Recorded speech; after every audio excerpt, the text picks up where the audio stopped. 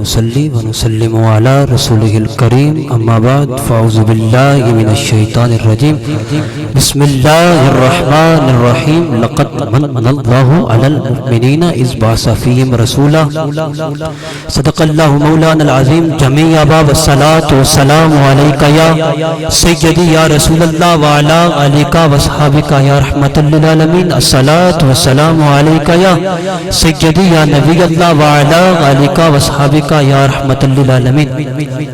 احباب عشق و محبت، سامعین و حاضرین کرام، مہمانان گرامی، علماء حق، اہل سنت والجماعت اور جتنے احباب دور و نزدیک تو تشریف لائے، اللہ پاک ہر قدم پہ کروڑاں نیکیاں عطا فرمائے۔ آج کا میرا موضوع ہے عقیدہ اہل سنت۔ کائنات عالم میں اگر کوئی جنتی عقیدہ ہے تو اس جنتی عقیدے کا نام ہے عقیدہ اہل سنت۔ پوری روح زمین پر اگر کوئی پاکیزہ نظریہ ہے، اگر کوئی پاکیزہ فکر ہے تو اس پاکیزہ فکر اور پاکیزہ نظریے کا نام ہے نظریہ اہل سنت۔ سنی کی سادہ تعریف کیا ہے؟ اہل سنت کس کو کہا جاتا ہے؟ سنی کی سادہ تعریف کی ہے جو بے ادب نہ ہو، سنی کی سادہ تعریف کی ہے جو گستاخ نہ ہو، سنی کی سادہ تعریف کی ہے نبی کی ہر نسبت سے پیار کرے، سنی کی سادہ تعریف کی ہے نبی کی ہر نسبت کا حیا کرے۔ اگر سنی کے سامنے تذکرہ صحابیت ہو یا تذکرہ اہل بیت ہو، سنی کی طبیعت راضی ہو جاتی ہے۔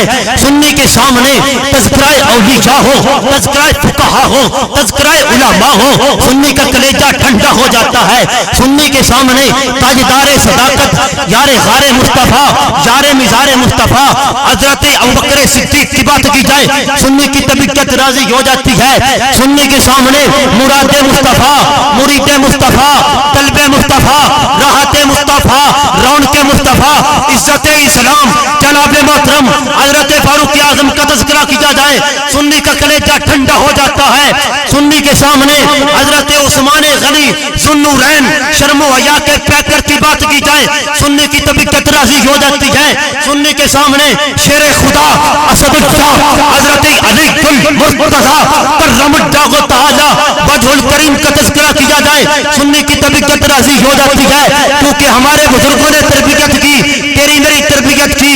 لاہور کے داتا، اجمیر کے خواجہ، پاک پتن کے فرید تیری میری تربیت کی۔ حضرت ضیاء امت نے تیری میری تربیت کی۔ بریلی کے کچرے کچے حجرے میں بیٹھنے والا شاہ امام احمد رضا خان فاضل بریلی نے تیری میری تربیت کر کے بتایا، بیٹا جی بیڑا اسی کا پار ہوگا، جنت میں وہی جائے گا، کامیابی اسی کا مقدر بنے گا جس کا جو یار غار کا بھی نوکر ہوگا، حیدر کرار کا بھی نوکر ہوگا۔ کامیابی اسی کا مقدر بنے گا جو یار غار کا بھی نوکر ہوگا، حیدر کرار کا بھی نوکر ہوگا۔ اب عقیدہ حق کیا ہے؟ جس طرح میرے نبی کی ذات تمام انبیاء کی ذات میں سے افضل و اعلیٰ، اسی طرح میرے نبی کے صحابہ تمام انبیاء کے صحابہ میں سے افضل و اعلیٰ، جس طرح میرے نبی کی ذات تمام انبیاء کی ذات میں سے افضل و اعلیٰ، اس طرح میرے نبی کی بیٹیاں تمام نبیوں کی اولاد میں سے افضل و اعلیٰ، جس طرح میرے نبی کی ذات تمام انبیاء کی ذات میں سے افضل و اعلیٰ، اس طرح میرے نبی کی ازواج بیویاں تمام انبیاء کی ازواج میں سے افضل و اعلیٰ، جس طرح میرے نبی کی ذات تمام انبیاء کی ذات میں سے افضل و اعلیٰ، اسی طرح میرے نبی کی امت بھی تمام امتوں میں سے افضل و اعلیٰ ہے۔ آج اگر 14 صدیاں بعد اجڑ کے کسی گھر میں بچہ پیدا ہو، بشرطے بچہ مسلمان ہو، قرآن فروغ اعلان کر رہا ہے کنتم خیر امت اخرجت للناس، امت خیر مالک وجہ کیا ہے؟ نہ اس نے نماز پڑھی، نہ روزہ رکھا، نہ زکات دی، نہ حج کیا، کیا وجہ ہے؟ فرمایا نسبت مصطفیٰ آ گئی ہے۔ 14 صدیاں بعد جس کو نسبت مصطفیٰ ملے وہ اعلیٰ، خدا کی صد کی قسم میں قربان جاؤں 14 صدیاں بعد اگر کسی کو عزت ملے نسبت مصطفیٰ کی وجہ سے وہ اعلیٰ، اس اہل بیت کا کیا مقام ہوگا جن کی رگوں میں مصطفیٰ کا خون دوڑ رہا ہے۔ ان صحابہ کا کیا مقام ہوگا جن کی ساری زندگی میرے نبی کے ساتھ گزری.